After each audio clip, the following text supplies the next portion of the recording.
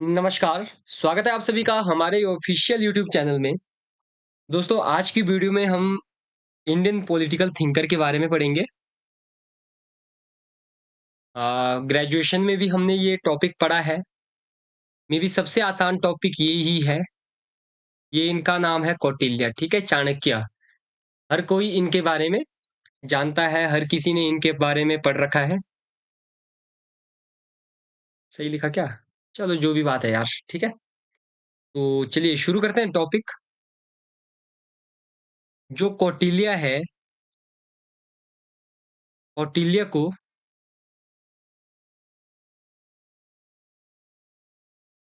प्राचीन भारतीय राजनीतिक चिंतन का जनक कहा जाता है, ठीक है? प्राचीन भारतीय राजनीतिक चिंतन का जनक इन्हें कहा जाता है। जन्म को लेकर थोड़ा-सा एक मतता विद्वानों में नहीं रही है, लेकिन आप चौथी शताब्दी मान के चल सकते हैं, ठीक है? चौथी शताब्दी ईसा पूर्व में इनका जन्म हुआ था और आपको पता है कि इनका जन्म कहाँ हुआ था? इनका जन्म मगध में हुआ था, मगध साम्राज्य। टीवी में भी एक सीरियल आता था, प्रोग्राम आता था, अभी मुझे नाम याद नहीं है, चंद्रगुप्त मौर्य, ठीक है? और इनके बारे में एक और चीज़ है कि बचपन का नाम इनके बचपन का नाम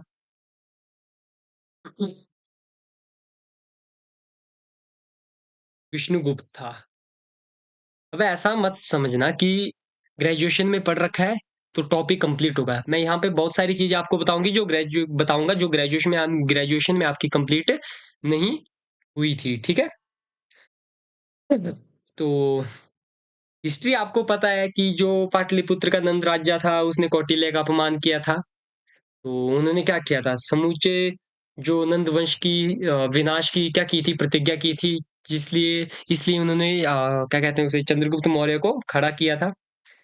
फिर इन्होंने एक रचना लिखी है, आप सभी को पता होगा, अर्थशास्त्र। और पॉलिटिकल साइंस पढ़ रहे हैं, आपको पता है कि अर्थशास्त्र जो है, इसमें सारी राजनीति के बारे में कहा गया है। इसमें कोई धन के बारे में नहीं कहा गया है, ठीक है? अर्थशास्त्र ऐसा नहीं धन संबंधी विज्ञान, ठीक है?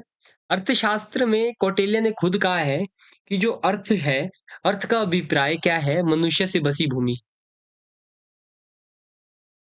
मनुष्य से बसी भूमि क्या है? अर्थ है। ठीक है?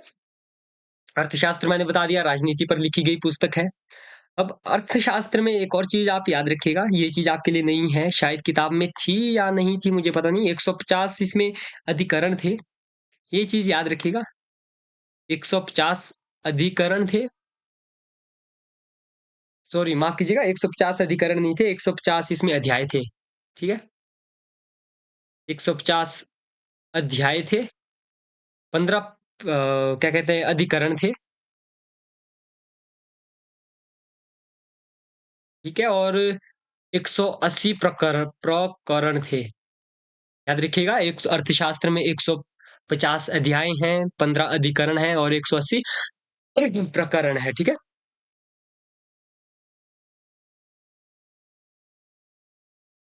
1 से 5 जो अधिकरण है, पहला, दूसरा, तीसरा, चौथा, 5वां, 1 से 5 अधिकरण में जो राज्य का आंतरिक प्रशासन है, उसके बारे में बात कही गई है। राज्य के आंतरिक प्रशासन के बारे में 1 से 5 में बात की गई है। फिर आपका 6 से 13 आ जाता है। 6 से 13 में जो है वैदेशिक जो बाह्य हैं, राज्य का बाह्य शासन या आप कहेंगे विदेश नीति के बारे में। ये चीज़ें ऐसे ही मतलब आप समझने के लिए समझ लीजिए। बाकी बच गया 13 से 15। 13 से 15 में जो है राज्य के अन्य मामलों के बारे में क्या की गई थी?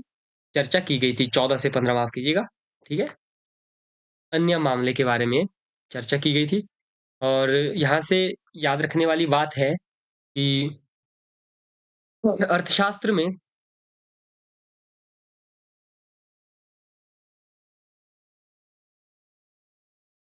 34 सरकार के भागों मतलब सरकार के 34, ठीक है? माफ़ कीजिएगा चलिए अ, सरकार के 34 भागों का वर्णन किया गया है या उल्लेख किया गया है, प्लस आप मान के चलिए 17 प्रकार के न्याय, 17 प्रकार के न्याय का वर्णन किया गया है, और 9 प्रकार के गुप्तचरों का वर्णन आपको अर्थशास्त्र पढ़ने पर मिलेगा। ठीक है?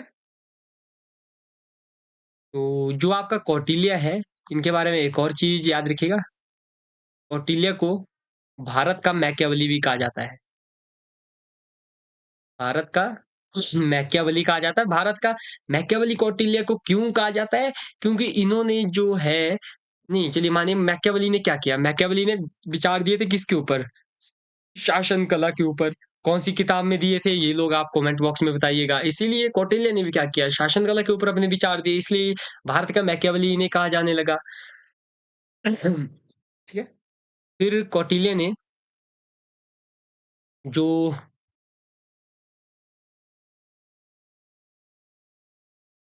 राज्य की उत्पत्ति का सिद्धांत दिया,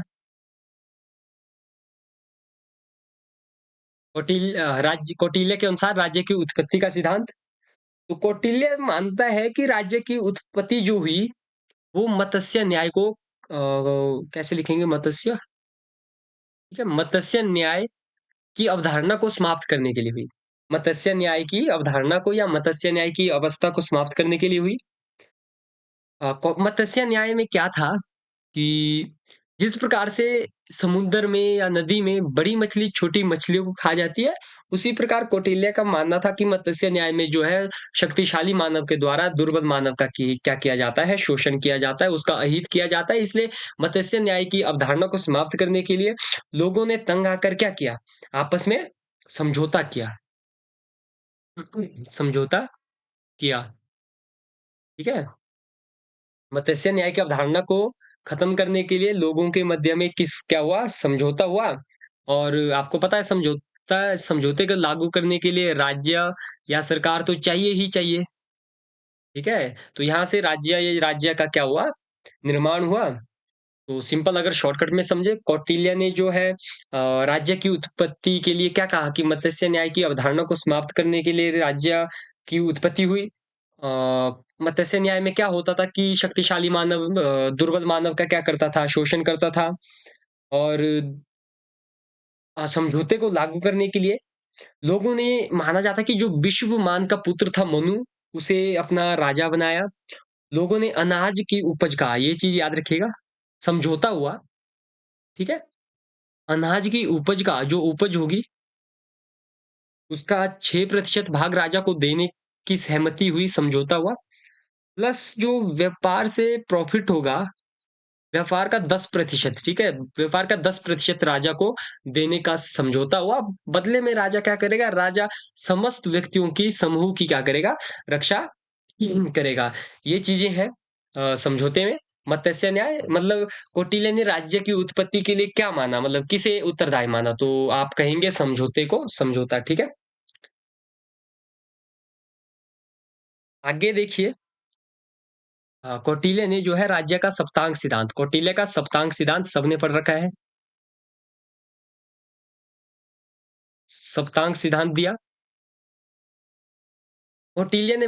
कौटिल्य कहते हैं कि जिस तरह मानव शरीर जो है अंगों से मिलकर बना है, उसी प्रकार राज्य भी जो है विभिन्न अंगों से निर्मित हुआ है। कौटिल्य कहते हैं कि जिस तरह से मनुष्य के शरीर में मस्तिष्क सबसे महत्वपूर्ण है, उसी प्रकार जो है राज्य में राजा सबसे महत्वपूर्ण है, स्वामी सबसे महत्वपूर्ण है। तो राज्य के सप्तांग सिद्धांत में जो पहला सिद्धांत कौटिल्य देते हैं वो देते हैं स्वामी, किंग, राजा। ठीक है। कौटिल्य ने कहा कि जो स्वामी है, स्वामी को शारीरिक, आत्मिक, मानसिक, बौद्धिक गुणों से क्या होना चाहिए, युक्त होना चाहिए। और उन्होंने कहा कि मतलब चारों गुण जो होंगे उसके लिए संज्ञा दी आत्मसम्मत। आत्मसम्मत, आत्मसम्मत, चलिए ऐसे लिख देंगे, ऐसे लिखते हैं, लिखने के ऊपर मत जाइएगा। आत्मसम्मत की संज्ञा दी। ठीक है। आत्म अलग होगा, सम्मत अलग होगा। आत्मसम्मत कहा कि राजा में कैसे गुण होने चाहिए, आत्मसम्मत गुण होने होने चाहिए। आत्मसम्मत मतलब उसमें शारीरिक, आत्मिक, मानसिक, बौद्धिक गुण होने चाहिए। और कौटिल्य ने क्या किया था, स्वामी, अरे यार, कौटिल्य ने दिनचर्या का भी निर्धारण किया था राज्य के लिए। ठीक है। कि राजा को कब उठना चाहिए, कब उसे क्या कार्य करना चाहिए, और साथ ही में राजा के कर्तव्य भी इन्होंने बताए कि राजा राजा के कर्तव्य क्या-क्या होने चाहिए। कर्तव्य में उन्होंने कहे कि राजा क्या होना चाहिए?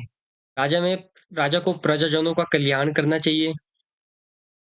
कल्याण मतलब उद्धार, ठीक है? और उन्हें कर्तव्य पालन की सीख देनी चाहिए।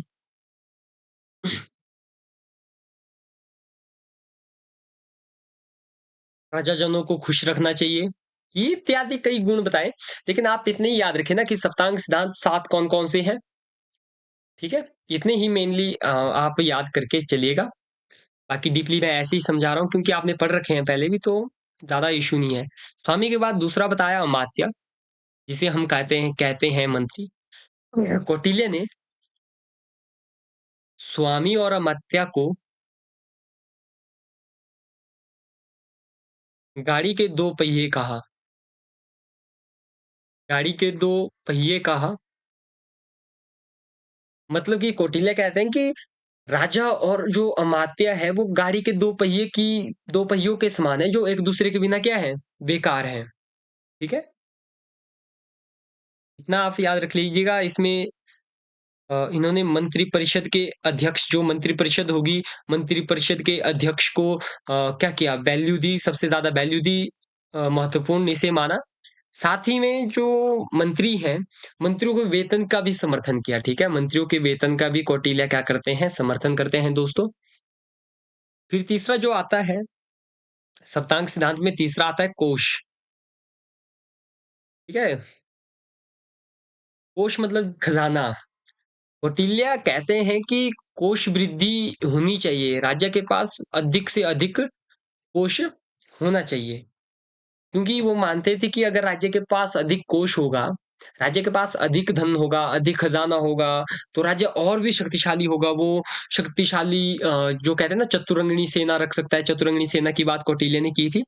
तो ऐसे में राज्य ने माफ कीजिएगा, कौटिल्य ने कोष वृद्धि के लिए जो है 3 सिद्धांत दिए। कोष वृद्धि के लिए 3 सिद्धांत दिए। पहला सिद्धांत दिया इन्होंने परिपुष्ट सिद्धांत। परिपुष्ट सिद्धांत। इस सिद्धांत का मतलब था कि उद्योगों पर कर लगाया जाएगा। टैक्स, उद्योगों जो आपके फैक्ट्रीज़ हैं, उन पर टैक्स लगाया जाएगा। लेकिन जो नई-नई फैक्ट्री है, उनके ऊपर टैक्स नहीं लगाया जाएगा। उनके ऊपर टैक्स तब लगाया जाएगा जब वो क्या करेंगी, मतलब प्रॉफ़िट पे होंगी, ठीक है? नई-नई नहीं होगी, जब वो कमाना शुरू कर देगी, प्रॉफ़िट प्रॉफ़िट होना शुरू होगा, तब उन पर कर लगाया जाएगा, ठीक है? परिपुष्ट सिद्धांत पहला दिया, उसके बाद उन्होंने दिया दोर्लभ्य का सिद्धांत। दोर्लभ्य सिद्धांत। दुर्लभ्य सिद्धांत में मतलब कौटिल्य ने कहा कि ऐसी सामग्री या ऐसी चीजें जो राज्य के लिए अत्यधिक आवश्यक है, उन्हें कैसे क्या रखना चाहिए? टैक्स फ्री रखना चाहिए। ठीक है? टैक्स फ्री रखना चाहिए। तीसरा इन्होंने बताया कर मुक्ति का सिद्धांत। कर मुक्ति का सिद्धांत। कर मुक्ति में था कि जैसे कुछ कार्य होते हैं, जैसे व्रत रखते हैं, यज्ञ करते हैं, दान करते हैं, इन सब पर क्या होना चाहिए? टैक्स नहीं होना चाहिए। तो ये कोश वृद्धि के 3 सिद्धांत दिए थे। अब चौथा जो आता है हमारा, वो आता है दंड। साम, दाम, दंड भेद। चलिए, आपको पता है कि प्राचीन भारतीय राजनीति की जो चिंतन है, उसे दंड नीति के नाम से भी जाना जाता है। कौटिल्य ने जो है कहा कि व्यक्ति को जो दंड मिलना चाहिए, जो अपराध उसने किया है, अपराध के अनुसार उसे दंड मिलना चाहिए। अपराध के आधार पर क्या करना चाहिए? दंड आधार पर दंड दंड मिलना चाहिए। और कौटिल्य कहते हैं कि जो गर्भवती स्त्री है, उसे दंड नहीं मिलना चाहिए। दंड में इन्होंने वर्ण व्यवस्था को शामिल किया। वर्ण व्यवस्था के आधार पर दंड देने की बात कही, यानी कि जो अमीर है, उसे कम दंड मिले, जो गरीब है, उसे ज़्यादा दंड मिले। ये इन्होंने बात कही थी, ठीक है? या मतलब उन्होंने क्या किया था कि जो ऊँचे व्यक्ति को है, उसे दंड ही ना मिले, ठीक है? पर उन्होंने कहा था कि जो ऊँचे पद का व्यक्ति है, जो अमीर है, उसे कम दंड मिलना चाहिए, जो गरीब है, क्या कहते हैं, नीचे पद का व्यक्ति है, उसे कम दंड, माफ़ कीजिएगा, इसे ज़्यादा दंड मिलना चाहिए, इसे कम दंड मिलना चाहिए। सप्तांग सिद्धांत में जो 5वां सिद्धांत है दोस्तों, वो है दुर्ग। दुर्ग मतलब राजधानी, ठीक है। राजधानी इसमें क्या थी, महत्वपूर्ण थी, दुर्ग महत्वपूर्ण था। और दुर्ग को क्या किया था कौटिल्य ने? चार समान भागों में बांटा था। हाँ, चार समान भागों में बांटा था। चार प्रकार के दुर्ग कहे थे, चार प्रकार के दुर्ग। आपको पता ही है, ये तो किताब में पढ़ा है, ग्रेजुएशन में ये है। एक था आपका औदिक दुर्ग, नाम याद रख लीजिएगा वैसे ना। औदिक दुर्ग। और दूसरा था आपका पार्वत दुर्ग। तीसरा था धानवन। और चौथा था वन दुर्ग। जो आपका औदिक दुर्ग है, औदिक दुर्ग की बात जो कौटिल्य करते हैं, ये पानी से घिरा हुआ होना चाहिए। ठीक है। पार्वत दुर्ग पर्वत से घिरा हुआ होना चाहिए। धानवन दुर्ग जो है आपका मरुस्थल से घिरा हुआ होना चाहिए। और वन दुर्ग जो है जंगलों में स्थित होना चाहिए। ठीक है। वीहड़ जंगलों में कही थी इन्होंने कि वीहड़ जंगलों में होना चाहिए। पांचवा हो गया। अब छठा याद रखिएगा, जो छठा है वो है जनपद।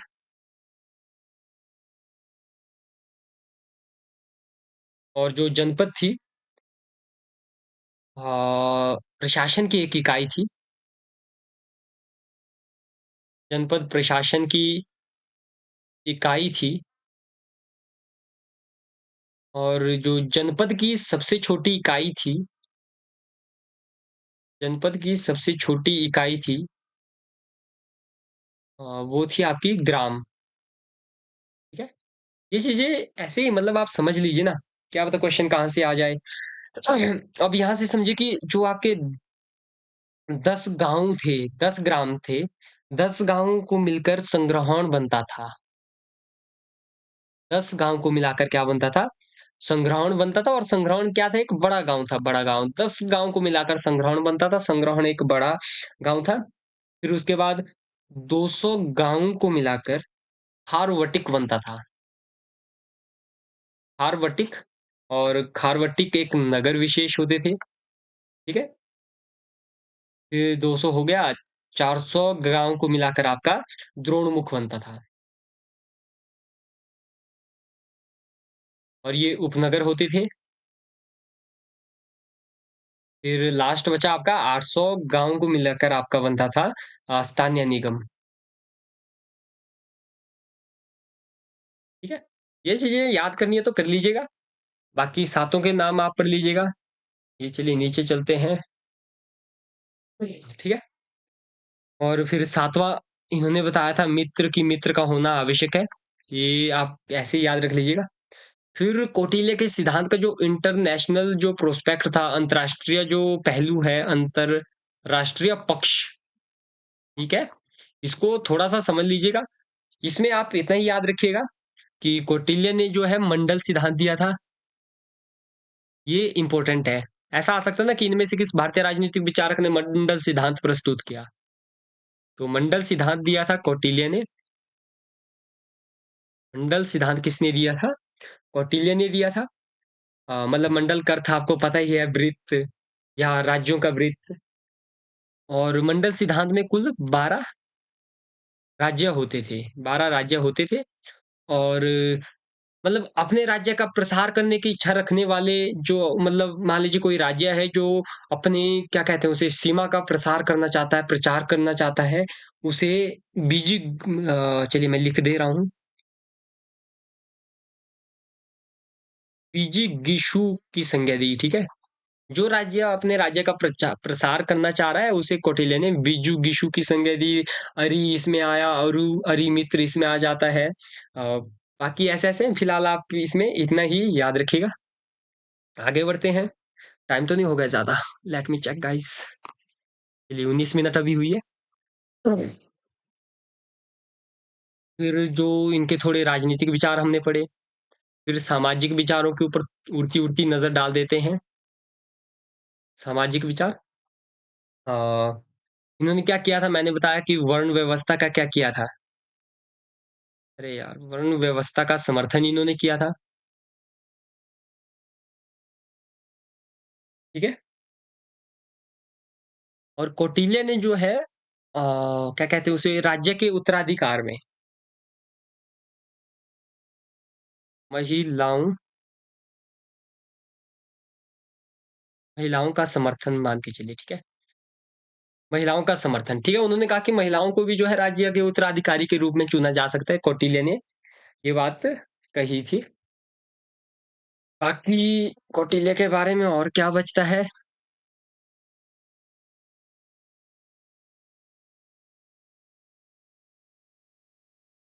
गुप्तचर के बारे में मैंने बता दिया कि कितने प्रकार के गुप्तचर थे, 9 प्रकार के थे। फिर ये चीज़ बताने लायक नहीं है, ज़रूरी नहीं है। वैसे ही इन्होंने क्या किया था, 4 विद्याओं का उल्लेख किया था।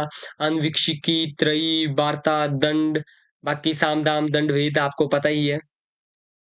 बाकी कौटिल्य हमारा यहाँ पे वैसे खत्म हो ही गया। बाकी कुछ वैसे इसमें बचा नहीं, जो भी होगा अगर एमसीक्यू सॉल्व करवाएँगे, एमसीक्यू में क्लियर हो जाएगा। वैसे कौटिल्य का आप इतना ही पढ़ लीजिएगा, बाकी जो अगर आपके पास बुक है फाइनल ईयर की, उसमें से भी एक बार आप पढ़ लीजिएगा। ठीक है, आई होप वीडियो आपको पसंद आई होगी। ठीक है, bye bye, good night guys.